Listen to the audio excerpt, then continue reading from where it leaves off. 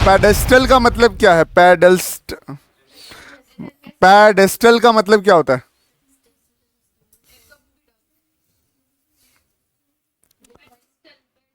क्या होता है जीशान?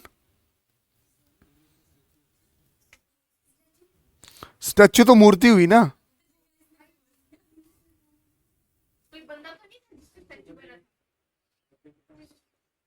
देखो सुनो, मैं पहले आपको ये सारी चीजें इसलिए बता रहा हूं क्योंकि आपको सवाल पढ़ने, जब मैं पढ़ूंगा ना सवाल, आपको आसानी हो जाएगी। मैं क्या बोल रहा हूं, एक्सरसाइज 9.1 सवाल नंबर 8वां। और मैंने पहले आपसे क्या सवाल पूछा कि पेडेस्टल क्या होता है। ठीक, पेडेस्टल क्या होता है कि जब मूर्ति बनती है ना, है ना, जब मूर्ति बनती है, ठीक है, उसके नीचे एक स्टेज बनाया जाता है ना। मान के चल के ये एक स्टेज है, ये स्टेज है, और इसके ऊपर क्या बनाई गई है? मूर्ति बनाई गई है। ऐसे थोड़ी है कि जहां ग्राउंड स्टार्ट होता है वहीं से मूर्ति बनाना शुरू करते हैं। पहले एक स्टेज बनाते हैं ना, फिर उसके ऊपर क्या रखते हैं? मूर्ति रखते हैं। आपने देखी होगी महात्मा गांधी की मूर्ति, जवाहरलाल नेहरू की मूर्ति, इंद्रपाल सिंह की मूर्ति नीचे लगी हुई है ना। तो उसके नीचे क्या है? पेडेस्टल है ना। नाखानी सड़क जाओ ना, मोड़ में देखो तो वहां पे सरदार जी की मूर्ति लगी हुई है, और उसके नीचे क्या है? मतलब किसी स्टेज पे बनाया ना, वो जो स्टेज है मूर्ति का, उसको पेडेस्टल कहते हैं। उसको क्या बोलते हैं? देख, मतलब आपको इतनी बात समझ आ गई कि आज मास्टर ने मूर्ति की स्टेज का नाम लिया है, तो सवाल में ये स्टेज पक्का आएगा। समझ आया कि नहीं आया? इसीलिए तो बता रहा है वो, नहीं तो ये आज पेडेस्टल की बात क्यों चली? क्योंकि सवाल में ये वर्ड आएगा। सवाल नंबर 8 है। सवाल नंबर 8 क्या बोलता है? बोलता है अ स्टैचू, अ स्टैचू, स्टैचू मतलब मूर्ति है एक जी। मान लो बशीरे ने कोई अच्छा काम किया है तो उसकी मूर्ति बनाई गई। इधर देखना, ये उसकी मूर्ति बनाई गई है। ठीक, ये मूर्ति है। ठीक, ए बी, बशीरे की मूर्ति बनाई गई है। क्या हवा में बनेगी ना? उसके नीचे एक स्टेज होगा। Stand on the top of pedestal, stand on the top of pedestal, stand on the top of pedestal. तो पेडेस्टल यहां से शुरू होगा, यहां तक। ये गल समझ आई कि नहीं आई? तो ये मूर्ति आ गई, और ये क्या आ गया? पेडेस्टल। पेडेस्टल का मतलब क्या हो गया? कि मूर्ति का जो स्टेज होगा। इसलिए मैं बोल रहा हूं कि सवाल की लैंग्वेज आपको अच्छे से समझ आनी चाहिए। हाँ, समझ रहा हूं। ठीक, अच्छा, फिर क्या बोल रहा है? From the point on the ground the angle of elevation of the top of the statue is 60। क्या क्या बोल रहा है? इधर देखना। बशीरे ने अच्छे काम कर रखे थे, इसलिए बशीरे की मूर्ति गवर्नमेंट ने बनाई। तो बशीरे की बीवी उस मूर्ति को देखने के लिए आई। तो क्या वो बशीरे की बीवी यहां ग्राउंड से देखेगी ना? यहां ग्राउंड से देखेगी ना, डी पॉइंट से। ठीक है, डी पॉइंट से देखेगी ना। किस पॉइंट से देखेगी? इस डी पॉइंट से देखेगी। ये आपका क्या आ गया? ग्राउंड लेवल आ गया। ये आपका क्या आ गया? ग्राउंड लेवल आ गया। होप आपको इतनी बात समझ आई। बोला from the point on the ground the angle of elevation of the top of the statue. जब ये यहां से टॉप पे देखती है, कहां से? यहां से बशीरे की बीवी टॉप पे देखती है, यहां पे देखती है, तो ये एक एंगल बनाती है। वो एंगल कितना बनाती है? 60 डिग्री। टॉप पे बढ़ ज्यादा बनेगा। फिर उसके पांव पे बनाती है। किस पे बनाती है? पांव पे। पांव पे, पांव पे। और ये एंगल कितना बनाती है? 45 डिग्री। होप आपको ये बात समझ आ रही होगी। समझ आ रहा? अब देख, अब वो क्या बोल रहा है? And from the same point the angle of elevation of the top of the pedestal is 45। इसका ये मतलब हो गया कि जब बशीरे की बीवी यहां से पेडेस्टल के टॉप पे देखती है, पेडेस्टल के टॉप का मतलब क्या हो गया? कि बशीरे की मूर्ति के फुट पे देखती है, तो एंगल कितना बनता है? 45 बनता है। Okay, find the height of pedestal. इस बार आपने क्या निकालना है? हाइट ऑफ पेडेस्टल निकालनी है। ये BC निकालना है। ये वाली हाइट आपने निकालनी है, मतलब आपने क्या निकालना है, BC निकालना है। अच्छा, अब मेरी बात ध्यान से समझो, हमने एक चीज यहां पे लिखी नहीं है शुरू में। देखो, अ स्टैचू ऑफ 1.6 मीटर टॉल, मतलब ये जो स्टैचू है इसकी हाइट कितनी दे रखी है, 1.6 मीटर टॉल है। ठीक है, हमें क्या निकालना है, ये निकालना है। क्या निकालना है, BC निकालना है। अपने दिमाग में रखो कि अपुन ने क्या निकालना है, BC निकालना है। अपुन ने क्या निकालना है, अपने दिमाग में रखो कि अपुन ने क्या निकालना है, BC निकालना है। होप आपको सवाल समझ आया होगा। क्या लास्ट सवाल भी ऐसे ही था, बट उसमें आपको क्या निकालना था, उसमें आपको क्या निकालना था, लास्ट सवाल में क्या निकालना था, ऊपर वाली हाइट निकालनी थी, AB निकालना था। इस बार नीचे उधर टावर की हाइट निकालनी थी। समझ आया कि नहीं आया? अब इधर क्या है, दैट इज पेडेस्टल की हाइट निकालनी है।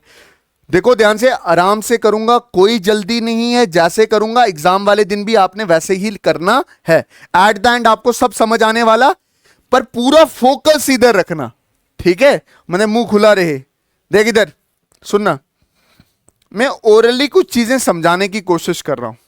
मैं बोल रहा हूं मुझे इस बार बेस भी गिवन नहीं है, DC गिवन, और ना मुझे BC गिवन है, और ना मुझे AC गिवन है पूरा का पूरा।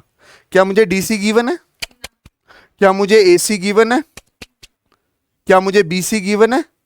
तो थोड़ा सवाल कठिन हो जाता, बट आप जैसे मैं करवा रहा हूं वैसे करो, ठीक है? इधर देखना, मैं बोल रहा हूं पहले मैं छोटी ट्राइंगल लेता हूं। क्या लेता हूं, छोटी ट्राइंगल। मैं ले रहा हूं in small triangle. In small triangle कौन सी है, इन निक्की ट्राइंगल, स्मॉल ट्राइंगल BDC, ये निक्की जी ट्राइंगल है, ठीक है? और इसमें राइट एंगल कहां पे है, राइट एंगल, हाय हाय, एट, ओहो, राइट एंगल एट, यही है ना, इधर ही बनेगा। टेढ़ी थोड़ी होगा पेडेस्टल, मूर्ति ना गिर जाए, 90 डिग्री पे होगा। Very good master. अब देख, इसमें मैं अगर tan 45 लूं, tan 45 तो बेस बना ये, परपेंडिकुलर बना BC, परपेंडिकुलर क्या बना, BC। तो tan 45 is equal to perpendicular upon base. tan 45 value 1 is equal to perpendicular कितना है, BC, और बेस कितना है, DC। मतलब क्या हुआ इसका, कि जो DC है वो BC के बराबर है। पहला रिजल्ट तो मुझे ये मिला। मास्टर ने ये इसलिए निकाला क्योंकि आगे कहीं इस्तेमाल करेगा, नहीं तो ऐसे फालतू थोड़ी निकालता। ये क्यों निकाला मैंने, आगे इस्तेमाल करूंगा, मुझे लॉजिकली आंसर निकालना है ना। समझ आया कि नहीं आया? अच्छा देख, आगे थोड़ी कैलकुलेशन भी मुश्किल होने वाली है, तो डरने वाली कोई बात। अब देख, बड़ी ट्राइंगल ले रहा हूं, अब आराम से सुनना, पहले सुन ले। इन बड़ी ट्राइंगल, इन बिग ट्राइंगल, बोल कौन सी, हाँ, ADC, right angle at C। सियाने हो गए हो आप, पक्की बात है ना? इसको भी थोड़ा येलो से कर लेते ना, थोड़ा सा तो फर्क पता चले कि कहां से क्या कर रहे हो। ठीक, चलो बड़ी ट्रायंगल में क्या लेंगे हम, tan 60 degree is equal to P upon, क्या P इस बार चेंज हो जाने वाला है, PAC रहने वाला है, PAC रहने वाला है, और बेस वही रहने वाला है। अब देख, tan 60 की वैल्यू क्या है, √3, परपेंडिकुलर कितना है, AC। इस बार परपेंडिकुलर AC रहने वाला है ना, क्योंकि tan आपने 60 लिया, 60 पे परपेंडिकुलर AC, और बेस क्या, DC। बेस क्या है, DC। होप आपको इतनी बात क्लियर हुई। अच्छा जी, अब मेरी बात आराम से सुन पहले। ये जो AC है, ये जो, इसको कैसे लिख सकते हो आप, AC is equal to AB plus BC। सही बोल रहा हूं? तुझे निकालना क्या है, BC। तुझे गिवन क्या दे रखा है, A B is equal to 1.6 metre दे रखा है, 1.6 मीटर दे रखा है। आराम से देख अब, तो ए बी दिया है तो उसका इस्तेमाल करना है। तो एसी को चेंज कर, क्या कर, एसी को √3 इज इक्वल टू, एसी को क्या लिख सकता हूं मैं, A B plus B C upon D C. अब देखना, आराम से सुनना, √3 is equal to A B कितना है 1.6 प्लस बी सी, क्या बीसी निकालना है, बीसी निकालना है। अब मेरी बात ध्यान से देख, क्या तुझे बीसी पता है, नो। बीसी पता है, नहीं। क्या तुझे डीसी पता है, नहीं। डीसी पता, बट तुझे यह पता है कि तू डीसी की जगह बीसी लिख सकता है। अगर तू इधर मान के चल डीसी लिखता तो दो चीजें तुझे पता नहीं है, तो दो चीजें तू एक इक्वेशन से नहीं लिख सकता, दो चीजें तू एक इक्वेशन से। इसलिए जरूरी है कि तू इस डीसी को बीसी की शक्ल में लिखे, बीसी की शक्ल में। आराम से सुनता चल, सुनता चल, सुनता चल। देख, क्या आप डीसी को बीसी लिखोगे?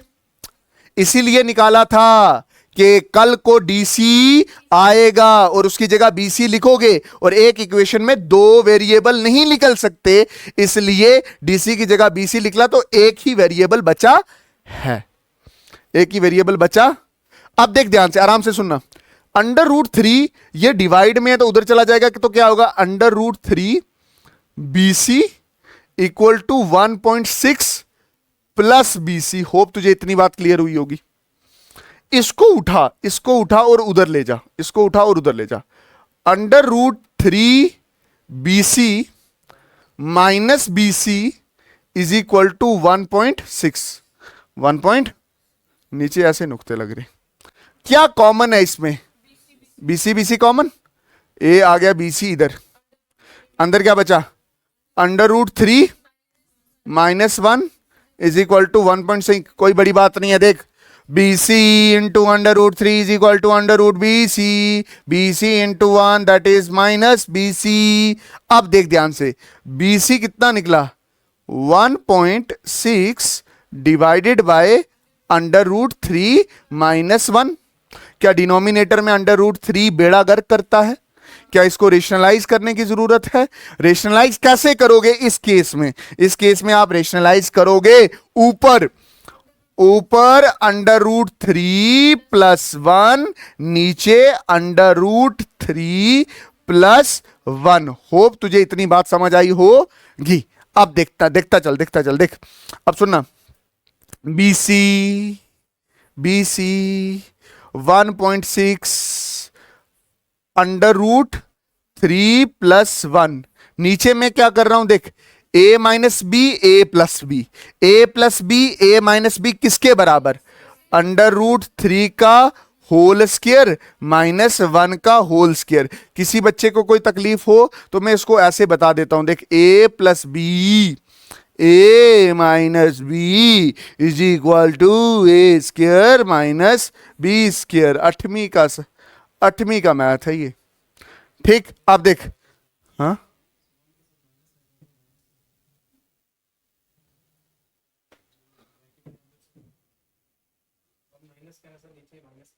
इधर भी, इधर भी,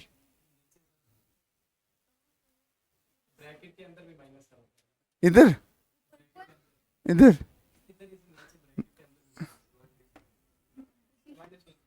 सही कर रहा हूं, सही कर रहा हूं, सही कर रहा हूं। BC 1.6 √3 प्लस, रात को मैंने बैठ के पूरा सॉल्व किया, अभी मुझे गलत बोल रहा, ये और ये कितना हो जाएगा, 3 माइनस 1 का स्क्वायर, 1.6 √3 प्लस 1 डिवाइडेड बाय 2, 2 1 ज़र 2, 0.8 ज़र, आंसर कितना आया 0.8 √3 प्लस 1, यही आ गया आंसर है।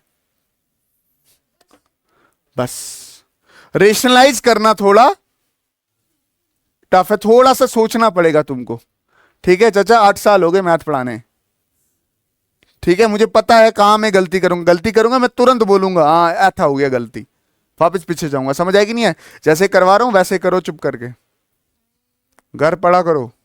मजाक कर रहा हूँ यार, वीडियो बन रही है डाल मार रहा हूँ। ठीक है, मिलते हैं किसी और नई वीडियो में, तब तक के लिए अल्लाह हाफिज, अल्लाह रखा, शुभ रात्रि, जय हिंद, वंदे मातरम। अदीफी दे चुका है, नहीं छोड़ सकता।